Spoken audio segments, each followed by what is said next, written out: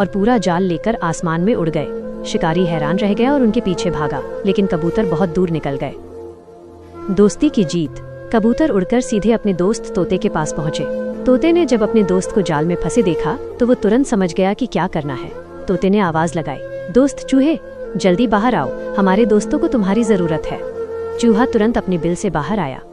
उसने बिना देर किए अपने तेज दांतों से जाल को काटना शुरू कर दिया।